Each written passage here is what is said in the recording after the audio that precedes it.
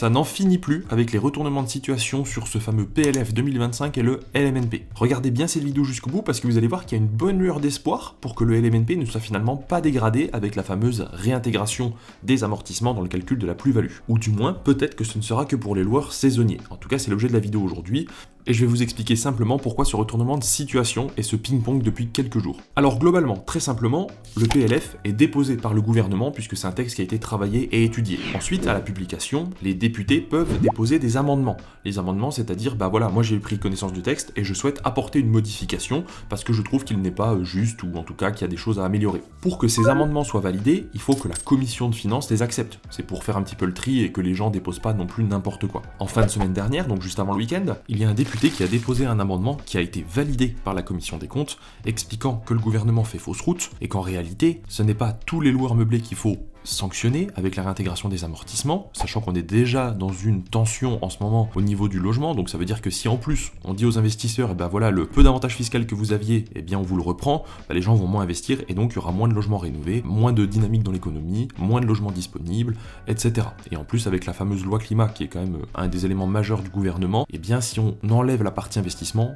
il y aura moins de logements qui vont être rénovés et donc il va y avoir plus de passoires thermiques, etc. Donc en bref, ça va un peu à contre-courant de l'idée globale du gouvernement. Et donc, ce député, il a dit, voilà, là vous sanctionnez tout le monde, c'est pas bien, puisque je vous rappelle que ce qui cause, alors ça c'est selon lui, selon ses mots et selon le gouvernement, moi je cautionne pas, en tout cas pas entièrement ses propos, mais que ce qui cause la pénurie de logements dans les grandes villes et les zones touristiques, ce sont le fait qu'il y ait des Airbnb, des logements saisonniers. Donc vous ferez mieux de tout simplement réintégrer les amortissements que pour les gens qui font de la location saisonnière. Alors on n'a pas plus de détails, on sait pas si c'est dès qu'on fait du Airbnb, si c'est la réintégration des amortissements pendant les années ou les mois où on fait du Airbnb, ça c'est simplement si c'est validé, après ce sera travaillé et peaufiné, donc on en saura par la suite, mais voilà ce qui a été déposé. Juste pour rebondir très rapidement sur le sujet des loueurs saisonniers qui causeraient la pénurie de logement, alors c'est vrai mais dans une partie relativement faible, puisqu'en fait il y a beaucoup d'autres problèmes en France aujourd'hui qui font qu'on a du mal à gérer donc la dynamique des logements sur notre territoire, entre autres des lois urbanistiques qui sont assez restrictives et qui du coup font monter les prix ou alors en tout cas limitent la construction de logements neufs,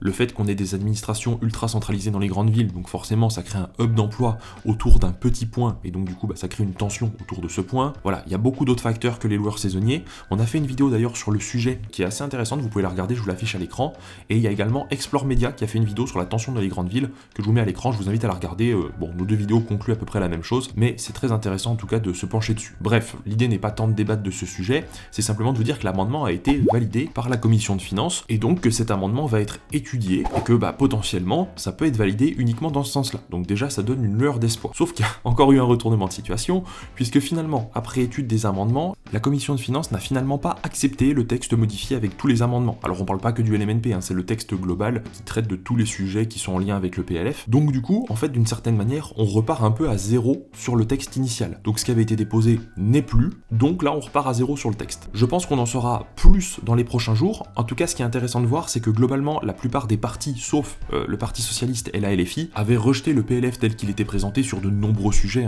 Il y avait beaucoup de sujets sur lesquels ils étaient en désaccord, et donc ça donne une tendance, puisque à partir de ce soir 21h30, il va y avoir pendant une semaine donc un débat à l'Assemblée où il va y avoir donc des votes pour ou contre, selon les députés, pour chaque partie du PLF. Donc disons que même si aujourd'hui, avec ce retour en arrière, rien n'est fait, ça nous donne quand même la tendance de voir que la plupart des partis risquent de ne pas être d'accord avec ce système sur le LMNP, et aussi d'ailleurs avec d'autres sujets.